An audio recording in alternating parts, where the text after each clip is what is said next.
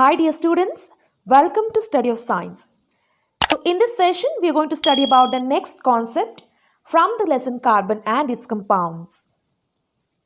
Students, can you identify the dirt present on these clothes? Do you have any idea that how can we remove the dirts which are present on the clothes? Yes, the dirt which is present on these clothes can be cleaned by soaps and detergents. Do you have any idea that how the soaps or the detergents work to remove or to vanish the dirt which are present on the clothes? Let's understand how the soaps and the detergents work. First, let's understand what is a soap. Students, soaps are basically sodium or the potassium salts of long chain of carboxylic acid. I repeat, what are soaps? Soaps are sodium or the potassium salts of long chain of carboxylic acids. Now let's understand the structure of the soap. Students, if we observe this chain, see this is a long chain of carbon. This is the structure of the soap where this chain is the long chain of carbon which is having the carboxylic group at the end. See, we know that in the carboxylic group there will be hydrogen at the end. Whereas when we observe the structure of the soap, this carboxylic group, it contains sodium. It contains sodium in the place of hydrogen. Basically, soaps have the name sodium stearate. That is the reason sodium salts of carboxylic group forms the soap. Instead of hydrogen, sodium get attached to long chain of the carbon. That is the reason sodium salts of carboxylic acid, it forms the group called soap. This is the structure of the soap molecule. Then what is the chemical formula of the soap or the sodium stearate? The chemical formula of the sodium stearate is C17H35COONA+. What is mean by this? This means carboxylic acid, it contains 17 carbons. This carboxylic acid group, it contains 17 carbons in the longest chain. And in this chain, when we replace sodium in the place of hydrogen, we get the soap. Okay, when the carboxylic acid group is replaced by sodium in the place of hydrogen, we get the soap. Understood? So now, when we talk about the nature of the soap, soaps are basic in nature. Soaps are basic in nature because soaps are the salts of carboxylic acid. And we know that the carboxylic acids are weak acids. Correct? So, soaps are basic in nature. And when we make a test for the soap by using the red litmus paper, the red litmus paper turns into blue. That means soap is basic in nature.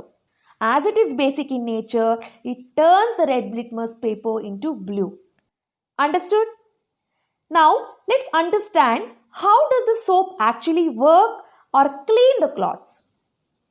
Well, see, soap particle consists of two ends. Soap particle, it consists of two ends. One end is called as hydrophilic end, whereas the other end is called as hydrophobic end. I repeat, one end is called as hydrophilic and another end is called hydrophobic end. Then what is meant by hydrophilic? See, hydro means basically water. Philic means love. So, hydrophilic end is having attraction or love towards the water. Hydrophilic end is having the attraction or love towards the water. And this hydrophilic end, it contains sodium. Hydrophilic end contains the sodium. Then what about hydrophobic? See, as we know that the other end is hydrophobic. Hydro means water. Then phobia means it is fear. So this hydrophobic end, it does not attract towards the water because it is having fearness towards the water. So hydrophobic end does not attract towards the water. Then what do this hydrophobic end contain? This hydrophobic end, it contains the carbon and hydrogen.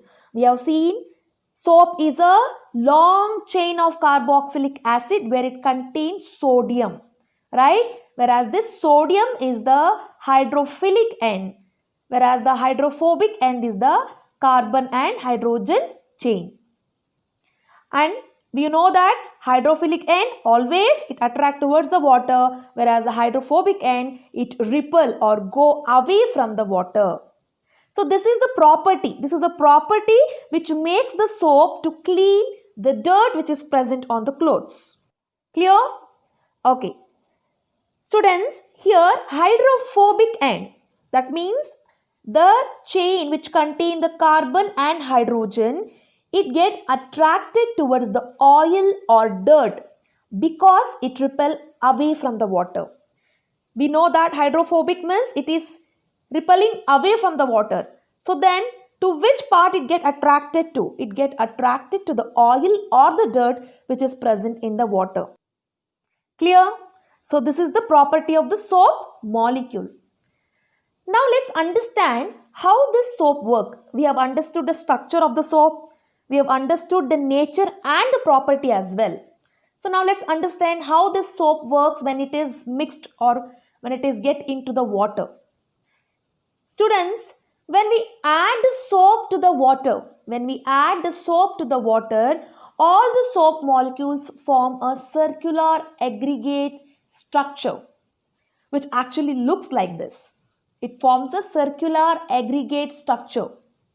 Here you can observe the red dots are actually the sodium ends. It is the sodium ends of the soap molecule. What is the sodium ends here? They are the hydrophilic, right? Whereas the blue ends are carboxylic ends of the soap molecule.